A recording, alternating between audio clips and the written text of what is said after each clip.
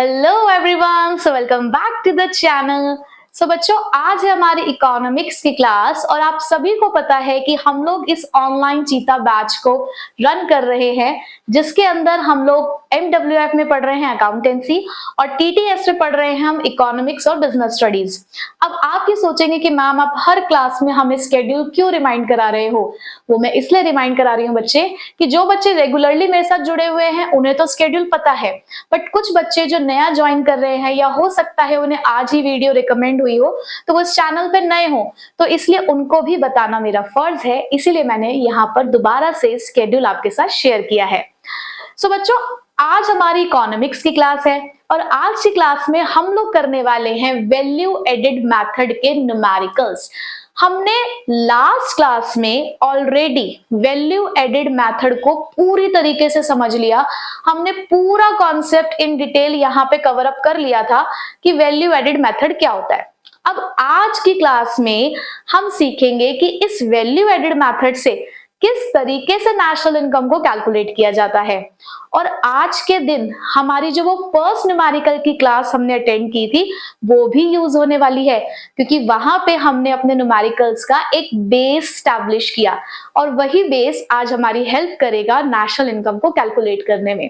तो चलिए बच्चों, आज की क्लास को स्टार्ट करते हैं और देखते हैं कि किस तरीके से वैल्यू एडेड मेथड हमारी हेल्प करेगा नेशनल इनकम को कैलकुलेट करने के लिए। सो बच्चों, सबसे पहले हमें जब नेशनल इनकम को कैलकुलेट करना है तो मुझे ये जानना है कि वैल्यू ऑफ आउटपुट है क्या।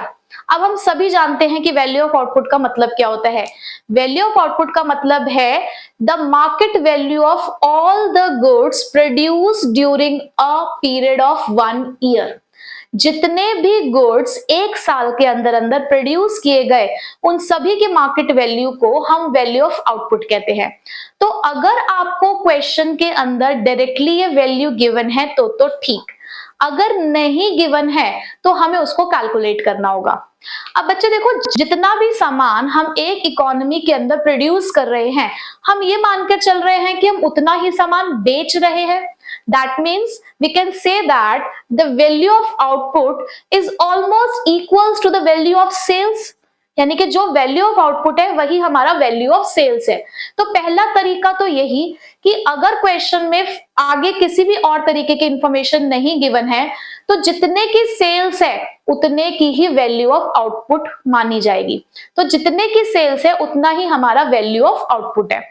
बट ऐसा हो सकता है कि एक साल के अंदर वो सारे गुड्स जो हमने प्रोड्यूस करे वो नहीं बिके हो, उसमें से कुछ स्टॉक हमारा अनसोल्ड रह गया हो। तो जो अनसोल्ड पार्ट है हमें उसकी वैल्यू को भी वैल्यू ऑफ आउटपुट में कंसिडर करना होगा, क्योंकि वो भी तो इसी साल प्रोड्यूस हुआ है ना। तो उसके लिए हम लोग एक एडिशनल चीज को यहाँ पर लेकर चलेंगे, which is change in stock.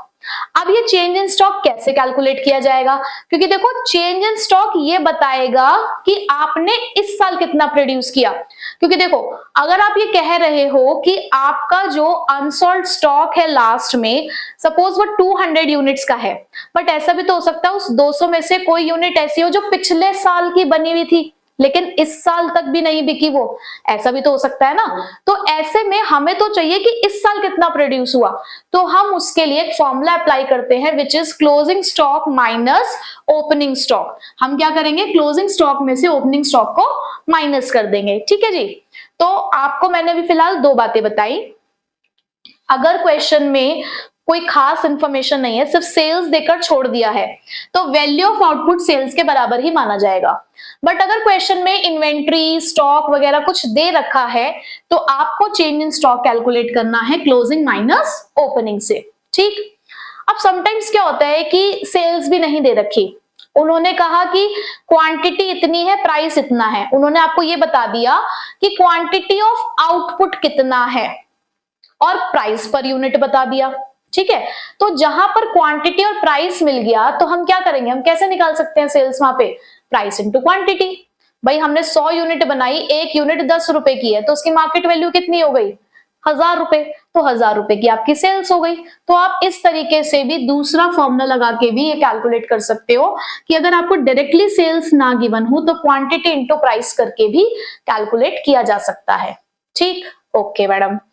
अब बच्चे जब हम यहाँ पर सेल्स की बात करते हैं ना, तो यहां इस सेल्स का मतलब डोमेस्टिक सेल्स, यानी कि वो सेल्स जो हम अपने डोमेस्टिक टेरिटरी में कर रहे हैं, प्लस अगर हमने कुछ बाहर भी बेचा है, अगर हम बाहर की कंट्रीज में भी अपना सामान बेचते हैं तो वो भी यहां पर कंसिडर किया जाएगा। अब आप एक चीज देखो ना कि हमने बनाया तो वो अपनी कंट्री में ही है ना, भले ही वो सामान हम बाहर बेच रहे हैं लेकिन उसका प्रोडक्शन तो यही हुआ है। ये प्रोडक्शन मेथड है, ये प्रोडक्शन से आपकी नेशनल इनकम को कैलकुलेट करा रहा है आपको। आप ये मत देखो कि इसका कंजप्शन कहाँ हुआ, हमें देखना है कि प्रोडक्शन कहाँ हुआ है, ठीक। प्लस अब सेकेंड स्टेप है हमारा वैल्यू एडेड। अब बच्चे वैल्यू एडेड हम क्यों कैलकुलेट कर रहे हैं, देखो हमने वैल्यू ऑफ आउटपुट की डेफिनेशन में ये पढ़ा था that it refers to the market value of all goods. अब ऑल गुड्स से क्या मतलब है, फाइनल प्लस इंटरमीडिएट। जबकि हम ऑलरेडी ये बात पढ़ चुके हैं कि नेशनल इनकम की कैलकुलेशन में, और इवन चाहे डोमेस्टिक इनकम ही कैलकुलेट करनी हो, दोनों में से किसी भी इनकम के अंदर हम इंटरमीडिएट गुड्स की वैल्यू को इंक्लूड नहीं करते, है ना, क्योंकि हमें डबल काउंटिंग को अवॉइड करना है। तो इसीलिए मुझे इस वैल्यू ऑफ आउटपुट में से इंटरमीडिएट कंजप्शन को हटाना होगा, क्योंकि ऑलरेडी वो फाइनल गुड की वैल्यू में आ चुका होता है। तो नेक्स्ट स्टेप मेरा इसी चीज का है, value of output minus intermediate consumption. अब ये इंटरमीडिएट कंजप्शन आपको न्यूमेरिकल्स के अंदर एक और नाम से भी मिल सकता है, ये होता है परचेज ऑफ रॉ मटेरियल्स। यानी कि आपने जो भी रॉ मटेरियल परचेज किया होगा ये उसकी वैल्यू है। और देखो ये बात बहुत क्लियरली आपको बता दी गई है कि रॉ मटेरियल की वैल्यू ऑलरेडी फाइनल गुड में इंक्लूडेड होती है, तो आपको जरूरत ही नहीं है अलग से दोबारा से उसको ऐड करने की। तो अगर वो उसके अंदर ऐड थी तो हमने उसको हटा दिया है। प्लस यहाँ पे इंटरमीडिएट कंजप्शन के अंदर भी इंपोर्ट्स की वैल्यू ऑलरेडी इंक्लूडेड होती है। मतलब कभी अगर क्वेश्चन में आपको इंटरमीडिएट कंजप्शन दे रखा है या इंपोर्ट दे रखा है अलग से, तो आपको उसको अलग से ऐड नहीं करना। इसका मतलब यह है कि इसमें इंपोर्ट्स ऑलरेडी इंक्लूडेड है, क्योंकि भाई देखो सामान चाहे हमने यहां से रॉ मटेरियल परचेज किया हो चाहे कहीं बाहर से परचेज किया हो, रॉ मटेरियल तो है ना। तो इसीलिए हम यहाँ पर इंपोर्ट्स को सेपरेटली ऐड नहीं करेंगे, वो इसके अंदर ऑलरेडी इंक्लूडेड है। और कभी कभी आपको इंटरमीडिएट कंजप्शन के अंदर कुछ इलेक्ट्रिसिटी चार्जेस, पावर चार्जेस ये देखने को भी मिलेंगे, ठीक है। तो ये हमारा इंटरमीडिएट कंजप्शन हो गया। और जब हमने उसको माइनस किया तो हमें किस चीज की वैल्यू मिल गई, हमें मिल गया अपना वैल्यू एडेड, ठीक। अब इस वैल्यू एडेड को हम gross value added at market price कहते हैं, क्योंकि देखो अब तक जो हम वैल्यू ऑफ आउटपुट को लेके चल रहे हैं वो मार्केट प्राइस पे ही है। अब तक वो मार्केट प्राइस पे ही है, तो यहां अगर भी तो मार्केट प्राइस पे रहेगा। हमने वैल्यू एडिशन निकाल तो लिया है कितना है, लेकिन उसकी भी अभी हमारे पास मार्केट वैल्यू है। और एक्चुअल में ना बच्चे यही आपका जीडीपी है। अब ये जो डेफिनेशन थी आपकी कि सारे गुड्स है इसके अंदर, अब वो सारों में से किसकी वैल्यू बची है, सिर्फ फाइनल गुड्स कि हमने जितने भी फाइनल गुड्स प्रोड्यूस करे हैं उन सबकी जो मार्केट वैल्यू है वो वैल्यू एडेड के नाम से ही यहाँ पर जानी जाती है। तो इसे आप जीडीपी एमपी भी कह सकते हो। आधा काम हो गया हमारा। हमें नेशनल इनकम को कैलकुलेट करने के लिए एक एग्रीगेट मिल गया है, और उस जीडीपी एमपी से अब मैं नेशनल इनकम कैलकुलेट कर सकती हूँ। अब आप सब मुझे बताओ कि नेशनल इनकम को हम किस नाम से जानते हैं, क्या बोलते हैं नेशनल इनकम को। यस, जिन बच्चों ने वीडियो देखी है फर्स्ट न्यूमेरिकल की उन्हें आंसर पता है, तो उसे हम बोलते हैं एनएनपीएफसी।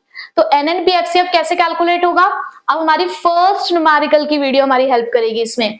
भाई हमें ग्रॉस को नेट में कन्वर्ट करना है, ग्रॉस को नेट में कन्वर्ट करना है, तो क्या करेंगे, माइनस डेप्रिसिएशन।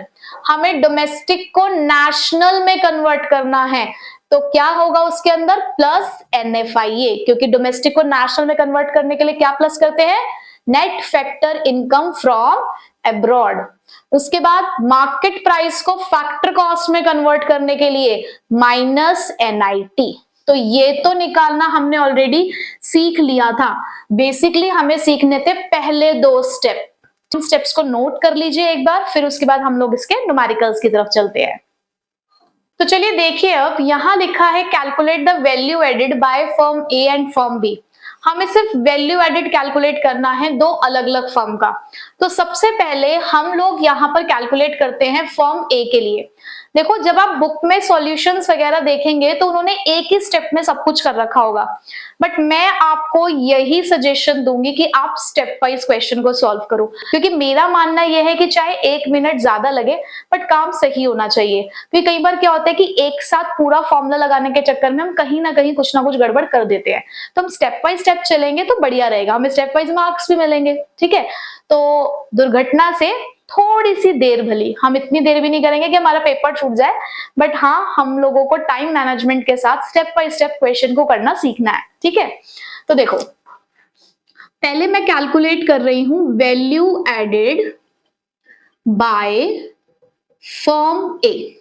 तो हमारा फर्स्ट स्टेप क्या कहता है बच्चे, हमने हर बार ना फॉर्मूला लिखना है। ठीक है, इसी से हमें चीजें याद हो जाएंगी।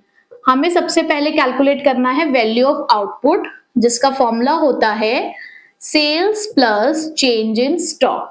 ठीक है, तो अब जरा हम सेल्स को ढूंढने की कोशिश करते हैं। सबसे पहले डायरेक्टली देखो कि सेल्स दे रखा है, domestic sales by firm A, exports by firm A, purchase by firm A, sales by firm B, purchase by firm B. भाई ये दो ट्रांजैक्शंस तो हमारी फर्म बी की है। फर्म ए के लिए हमारे पास यहाँ पर ये चीजें दे रखी है, जहां पर मुझे डायरेक्टली सेल्स नहीं दे रखा। जब डायरेक्टली नहीं दे रखा तो अंदर के कंपोनेंट्स ढूंढो, क्या क्या, डोमेस्टिक सेल्स, एक्सपोर्ट्स। तो मैंने यहाँ देखा कि मुझे डोमेस्टिक सेल्स भी गिवन है और एक्सपोर्ट्स भी गिवन है, तो यहाँ पर सेल्स की वैल्यू आ गई 4000 प्लस 1000। ठीक, अब उसके बाद मुझे चाहिए चेंज इन स्टॉक। तो चेंज इन स्टॉक मेरे पास नहीं है, दैट मीन्स जो सेल्स है वही हमारा वैल्यू ऑफ आउटपुट है। तो चेंज इन स्टॉक हो गया हमारा 0। तो 5000 करोड़ का आया मेरा वैल्यू ऑफ आउटपुट। अब सेकेंड स्टेप वैल्यू एडेड, जिसका फॉर्मूला क्या होता है, value of output minus intermediate consumption. देखो, इसको मैंने थोड़ा सा शॉर्ट फॉर्म में लिख दिया है, आप लोग मत लिखना। अब वैल्यू ऑफ आउटपुट हमारा क्या है, ये हमने निकाला अभी 5000 माइनस इंटरमीडिएट कंजप्शन। पहले इंटरमीडिएट कंजप्शन के नाम से ही देखना है, तो साफ साफ दिख रहा है कि ऐसा कुछ नहीं है। फिर अंदर की चीजों पे चलते हैं, purchase of raw material, imports, electricity charges, power charges. तो मुझे यहाँ पर सिर्फ परचेजेस दिख रहा है बाय फर्म ए, तो यहाँ पे मैंने 200 माइनस किया, तो मेरा आंसर आ गया है 4800 करोड़। सिंपल, फर्म ए का हमने कैलकुलेट कर लिया, फर्म बी का एक बार खुद कैलकुलेट करने की कोशिश करो साथ साथ। अब निकालना है value added by firm B. मुझसे, मेरे करने से पहले तुम्हारा आंसर आ जाना चाहिए, है ना। तो सबसे पहले वैल्यू ऑफ आउटपुट क्या है, formula sales plus change in stock. ठीक है जी, तो यहां पर तो मुझे सेल्स डायरेक्टली ही दिख रही है 2940, तो हमारे पास वैल्यू ऑफ आउटपुट तो रेडी है। वैल्यू एडेड निकालने के लिए हमें क्या करना होता है, value of output minus intermediate consumption. तो वैल्यू ऑफ आउटपुट तो हम 2940 कैलकुलेट कर चुके हैं। इंटरमीडिएट कंजप्शन के लिए परचेज है हमारे पास 1300 रुपए की, तो हमारा आंसर आ गया है 1640 करोड़, 1640 करोड़। ये हो गया आपका वैल्यू एडेड मेथड का पहला न्यूमेरिकल। कितना इजी था, 3 नंबर तक ये न्यूमेरिकल हमसे पूछा जा सकता है। तो आप देखो, बिल्कुल भी कोई मुश्किल वाली बात ही नहीं है अगर आपने पूरे कंसेप्ट की क्लैरिटी ली है ना। क्योंकि पहले देखो हमने वैल्यू एडेड को पूरा समझा है, फिर हम न्यूमेरिकल्स पे आए हैं, तो अब हमें सब कुछ पता है कि वैल्यू एडेड मेथड से कैसे न्यूमेरिकल सॉल्व करना है। चलो अब कुछ और इन्फॉर्मेशन के साथ इसे सॉल्व करते हैं। तो अब हमारा नेक्स्ट क्वेश्चन है, calculate net value added at factor cost. Value added तो समझ आ रहा है, बट ये net value added at factor cost क्या है। चलो इसको सिंबॉलिकली लिख के दिखाती हूँ, net value added at factor cost. आपसे पूछा गया है NVAFC। परेशान होने की बिल्कुल जरूरत नहीं है। क्या आपको इससे मिलता जुलता कोई एग्रीगेट याद आ रहा है? जब अभी मैंने आपको यहाँ पे फॉर्मूला लिखवाए तो उसपे मैंने GVAMP निकालना सिखा दिया है ना। तो भाई GVA-MP अगर निकाल लिया तो क्या उससे NVFC नहीं निकल सकता? ग्रॉस को नेट में कन्वर्ट करना है, एमपी को एफसी में कन्वर्ट करना है, तो कोई दिक्कत वाली बात नहीं है। बेसिकली वैल्यू एडेड निकालना है सबसे पहले हमें, ठीक है। तो चलो पहले स्टेप की तरफ चलते हैं। तो पहला काम हमारा फॉर्मूला लिखने का, जो कि है value of output sales plus change in stock. पता है सबसे पहले फॉर्मूला लिखने का फायदा क्या है कि आपको कुछ नहीं भी समझ में आ रहा हो ना, तो फॉर्मूला लिख दोगे तो क्लैरिटी हो जाती है कि यार ढूंढना क्या है ना। तो सबसे पहले मुझे चाहिए सेल्स, तो भाई मुझे सेल्स सेकंड नंबर पे दिख गई यहाँ पर 800 की। अब मैंने कुछ और देखा ही नहीं इसके अंदर, हालांकि देखो क्वेश्चन के अंदर मुझे एक्सपोर्ट्स भी दे रखे हैं, बट मैंने आपको वही बात समझाई कि सेल्स के अंदर एक्सपोर्ट्स ऑलरेडी इंक्लूडेड है, तो हमें लेना ही नहीं है। तो मैंने जैसे सेल्स देखा मैंने तो तुरंत 800 लिख दिया, मैंने देखा ही नहीं आगे और क्या दे रखा है उसके साथ, क्योंकि एक्सपोर्ट्स का मतलब भी तो सामान बेचना ही है, बट वो सामान हमने बाहर बेचा है, बट इस सेल्स में ये ऑलरेडी इंक्लूडेड है, तो हमें अलग से उसको नहीं लिखना है। चलो अब चेंज इन स्टॉक पे आते हैं। अब स्टॉक से रिलेटेड कुछ है क्या क्वेश्चन में? हाँ ये रहा, तो इसका मतलब चेंज इन स्टॉक रहा होगा। फॉर्मूला क्या होता है? क्लोजिंग माइनस ओपनिंग, यानी कि 20 माइनस 50। तो यहां हमने लिख दिया 20 माइनस 50। तो भाई हमारा आंसर क्या आएगा? 800। 20 माइनस 50 मतलब माइनस का 30, तो वैल्यू ऑफ आउटपुट आ गई हमारी 770 करोड़। ठीक, फर्स्ट स्टेप हो गया। Second step value added. अब यहां पे मैं इसको नाम दे देती हूं, क्योंकि हमें यहाँ पर एक एग्रीगेट कैलकुलेट करना है जिसका नाम है NVAFC। अब हमें फॉर्मूला लगाना है value of output minus intermediate consumption. Value of output already हमारा आ चुका है 770। Intermediate consumption, intermediate purchases. चलो भाई हमें मिल गया इंटरमीडिएट परचेजेस कितने का? 500 रुपए का। अब मुझे जब डायरेक्टली इंटरमीडिएट परचेज मिल गया तो मैंने कुछ और देखा ही नहीं फिर, हालांकि क्वेश्चन में यहां पर भी मुझे इंपोर्ट्स दे रखे हैं, बट ऑलरेडी इंक्लूडेड है तो देखना क्यों है। अब यहां आंसर आ गया ये 270 करोड़। कितनी आसानी से निकाल लिया हमने। अब हमें निकालना है NVAFC और आ क्या चुका है हमारे पास? GVA-MP। चलो जी कन्वर्ट करते हैं, ग्रॉस को नेट में कन्वर्ट करना है, तो क्या करेंगे? Minus depreciation. VA same, MP को FC में कन्वर्ट करना है, माइनस NIT। तो ये हो गया आपका 270 माइनस डेप्रिसिएशन, ये रहा हमारे पास 30।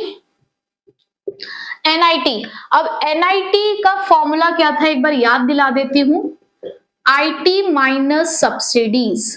अगर क्वेश्चन में नेट इनडायरेक्ट टैक्सेस आपको दिए हुए हैं, NIT की फुल फॉर्म क्या है?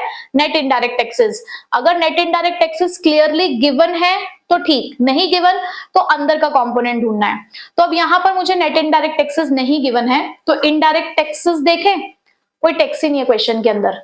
सब्सिडी, हाँ सब्सिडी है, तो कोई बात नहीं, हम यहाँ पे फॉर्मूला लगाते हैं। इनडायरेक्ट टैक्स मान लिया हमने 0, सब्सिडी आई हमारी 40। अब मैं यहां पर बताती हूँ बच्चा क्या गलती करता। अब यहाँ पे जिसे हम कहते हैं ना सिली मिस्टेक कराए, तो वो सिली मिस्टेक क्या होती है कि यहाँ पर इनडायरेक्ट टैक्स नहीं दे रखा था, सब्सिडीज दे रखी थी, तो बच्चा क्या करता है यहाँ पे डायरेक्ट -40 लिख देता है। वो फॉर्मूला नहीं अप्लाई करता है NIT का, वो ये नहीं करेगा कि हाँ IT नहीं दे रखा तो उसको 0 लिखना है, प्रॉपर फॉर्मूला अप्लाई करना है, वो सीधे यहाँ पर 40 लिख देगा, यानी कि वो 40 को माइनस करेगा। जबकि देखो अगर अब आप इसे सॉल्व करोगे तो 270 माइनस 30 माइनस माइनस प्लस 40, इसका इफेक्ट प्लस आएगा क्योंकि हम प्रॉपर फॉर्मूला यहां पर अप्लाई कर रहे हैं।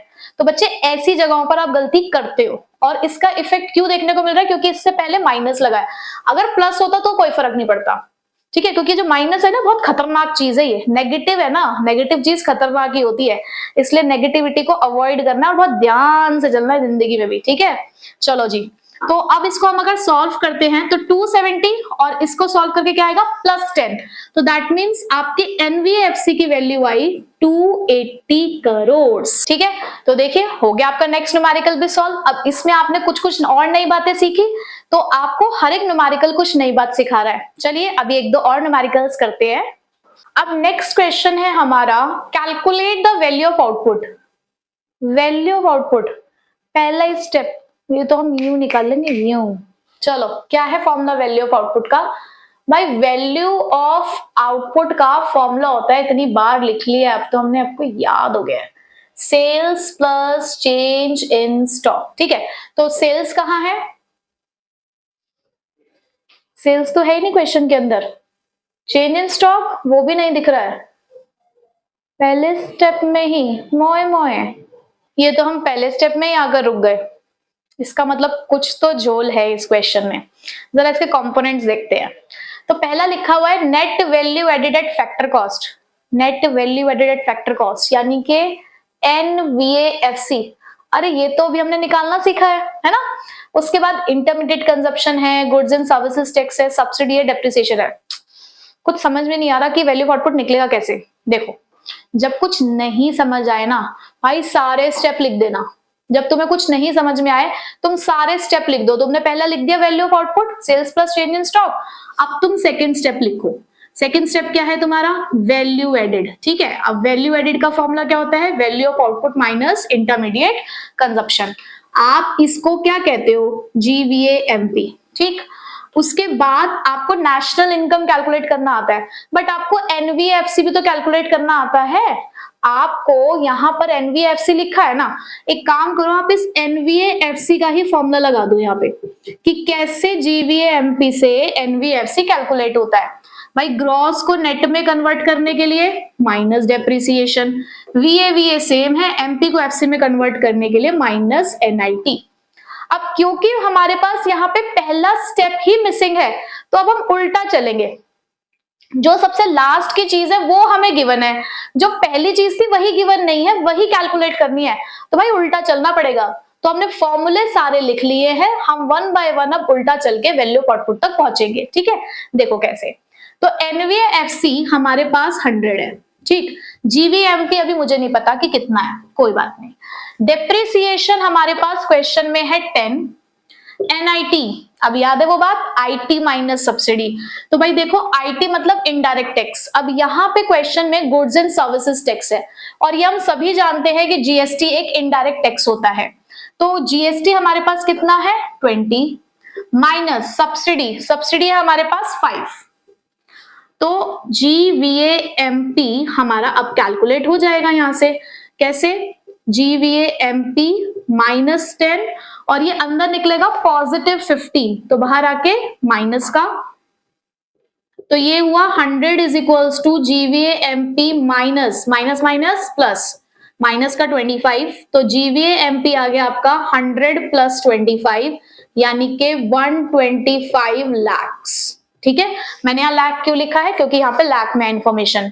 अब ये 125 आ गया, मिल गई ना इसकी वैल्यू। तो यहाँ पर आप लिखोगे 125। वैल्यू ऑफ आउटपुट हमें नहीं पता क्या है, IC यानी के इंटरमीडिएट कंजप्शन, देखो ये रहा 75। तो वैल्यू ऑफ आउटपुट क्या आया? 125 प्लस 75 यानी कि वैल्यू ऑफ आउटपुट आ गया हमारा 200 lakhs। लो जी, आ गया आंसर। इस वाले स्टेप की हमको जरूरत ही नहीं पड़ी, तो क्या हुआ, लिख भी लिया तो कोई दिक्कत वाली बात नहीं है। हमारा 2 स्टेप में ही आंसर आ गया। यहाँ अब हमें थोड़ा सा क्या चलना पड़ा? रिवर्स चलना पड़ा। क्यों? क्योंकि हमें एंड की चीज गिवन थी और स्टार्टिंग की मिसिंग थी, तो इसीलिए हमको यहाँ पर रिवर्स गाड़ी भगानी पड़ी अपनी। तो इस तरीके के क्वेश्चंस भी आ सकते हैं कि जरूरी नहीं है डायरेक्टली वो NVAFC, GVAFC, NNPFC पूछे, वो स्टार्टिंग का कुछ भी पूछ सकते हैं, वो आपसे भी पूछ सकते हैं इंटरमीडिएट कंजप्शन क्या है। तो ऐसे में क्या होगा? वैल्यू एडेड और वैल्यू ऑफ आउटपुट हमें निकालना होगा, जिससे फिर इंटरमीडिएट कंजप्शन निकल जाएगा। तो हम इतने सारे अलग अलग फॉर्मूले थोड़ी याद करेंगे, हमने एक बार एक बेस पढ़ लिया, अब उससे हम कुछ भी कैलकुलेट कर सकते हैं, ठीक है। यहाँ पर एक आखिरी क्वेश्चन करा रही हूँ जिससे आपके सारे डाउट सब क्लियर हो जाएंगे। चलिए, अब नेक्स्ट क्वेश्चन है हमारे पास NVAFC। देखो अब आप सोच रहे होंगे मैम एक भी क्वेश्चन ऐसा नहीं आया जिसमें मैं NNPFC कैलकुलेट करना हो, यानी कि नेशनल इनकम। देखो वैल्यू एडेड मेथड से ना सिर्फ नेशनल इनकम कैलकुलेट करने का क्वेश्चन बहुत कम आता है, ज्यादातर डोमेस्टिक इनकम, क्योंकि डोमेस्टिक इनकम को ही हम NVFC, NDPFC एक ही बात है, वही कहते हैं। तो ऐसे वाले क्वेश्चन ही ज्यादातर आते हैं कि जो वैल्यू एडिट तक ही आपसे पूछा जाता है, तो इसलिए मैंने ज्यादा फोकस इन्हीं क्वेश्चंस पे किया है। और अगर NNPFC निकालना पड़ा भी तो आपको वो कैलकुलेट करना आता है, उसमें सिर्फ आपको कन्वर्जन लगाना होता है, ठीक है। तो स्टार्ट करते हैं इस क्वेश्चन को। तो बच्चे सबसे पहले NVFC निकालने के लिए पहला स्टेप है हमारा वैल्यू ऑफ आउटपुट, और वैल्यू ऑफ आउटपुट का मतलब क्या है? Sales plus change in stock, अब यहाँ पर मुझे क्वेश्चन में पहला स्टेप ही दे रखा है टोटल सेल्स, यानी कि जो कि है 1000 की। अब टोटल सेल्स दे रखी है, इसका मतलब इसमें डोमेस्टिक सेल्स प्लस एक्सपोर्ट्स दोनों इंक्लूडेड है। बट यहाँ पर क्वेश्चन में प्रोडक्शन फॉर सेल्फ कंजप्शन भी दे रखा है। प्रोडक्शन फॉर सेल्फ कंजप्शन भी हमें इंक्लूड करना होता है। वैल्यू ऑफ आउटपुट के अंदर ये 120 रुपए भी आपके आएंगे, ठीक है। उसके बाद तो चेंज इन स्टॉक के अंदर अब यहाँ पर डिक्रीज इन स्टॉक है। तो डिक्रीज का मतलब क्या हुआ कि जब हम क्लोजिंग माइनस ओपनिंग कर रहे थे तो उसका आंसर नेगेटिव आया, तो आपको भी यहाँ पर -70 लिखना होगा, ठीक। तो ये आया हमारा 1050। अब उसके बाद second step value added GVMP, जिसके लिए हमें क्या लगाना है, value of output minus intermediate consumption, यानी कि 1050 माइनस इंटरमीडिएट कंजप्शन। अब इंटरमीडिएट कंजप्शन हमें डायरेक्टली यहाँ पे देखने को नहीं मिल रहा है, तो हम उसके अंदर के कंपोनेंट्स ढूंढते हैं। तो परचेज ऑफ रॉ मटेरियल हो गया हमारे पास यहाँ 300, ठीक है। अब क्योंकि हम इंटरमीडिएट कंजप्शन के अंदर की सारी चीजें देख रहे हैं, तो हमें imports, electricity charges, power charges, उन सबको देखना होगा। तो देखो परचेज ऑफ रॉ मटेरियल तो मुझे मिल गया है, यहाँ क्वेश्चन में इलेक्ट्रिसिटी चार्जेस भी है, तो हम इसे भी ऐड करेंगे। और अगर कहीं इंपोर्ट्स वगैरह हो तो वो भी हमें देखना होगा, बट वो मुझे कुछ भी यहाँ पे नहीं दिख रहा है, ठीक। तो यहाँ पर 1050 माइनस 350, अब ये हमें निकालना होगा। ये आ गया है 700 करोड़। उसके बाद लास्ट एनवीएएफसी, जो कि कैसे निकलेगा, जीवीएमपी से ग्रॉस को नेट में कन्वर्ट करने के लिए माइनस डेप्रिसिएशन, वीए सेम, एमपी को एफसी में कन्वर्ट करने के लिए माइनस एनआईटी। तो ये तो हमारे पास 700 है। डेप्रिसिएशन हमारे पास क्वेश्चन में नहीं है, यहाँ पर डेप्रिसिएशन क्वेश्चन में नहीं है, तो 0 मान लेते हैं। एनआईटी भी, नेट इनडायरेक्ट टैक्सेस भी हमें क्वेश्चन में डायरेक्टली नहीं दे रखा है, तो IT minus subsidies, IT means indirect tax. तो अब यहाँ पर टैक्सेस की मैं बात करूं तो मुझे यहाँ पे 2 टैक्स दिख रहे हैं, इनकम टैक्स और गुड्स एंड सर्विसेज टैक्स। अब बच्चा फिर वही गलती करता है, आंख बंद करके देखा टैक्स है, दोनों को ऐड करके लिख दिया। हम बोल रहे हैं इनडायरेक्ट टैक्स, इनकम टैक्स एक डायरेक्ट टैक्स है, जीएसटी एक इनडायरेक्ट टैक्स है, तो आपको सिर्फ यहाँ पर जीएसटी को लेना है, यानी कि 70। सब्सिडीज हमारे पास है 40, क्योंकि इसका फॉर्मूला क्या होता है, आईटी माइनस सब्सिडी। तो 700 माइनस इसको सॉल्व करके आएगा 30, तो आपका आंसर आ चुका है 670 करोड़। तो ये आपका एनवीएफसी का आंसर आ चुका है। तो आई होप कि अब आपके वैल्यू एडेड मेथड से रिगार्डिंग सारे डाउट्स क्लियर हो चुके होंगे और आपको बहुत अच्छे से इसके न्यूमेरिकल सॉल्व करने आ गए होंगे। तो बच्चों आपको अब इसके और क्वेश्चन की खुद से एक बार प्रैक्टिस करनी है, ताकि आपका जो न्यूमेरिकल पोर्शन है वो और भी स्ट्रांग हो, ठीक है। सो मिलते हैं नेक्स्ट क्लास में नेक्स्ट मेथड के साथ, लेकिन तब तक आपको क्या करना है, इनकी यहाँ तक की प्रैक्टिस करनी है। तो मिलते हैं नेक्स्ट वीडियो में, till then take care, bye bye.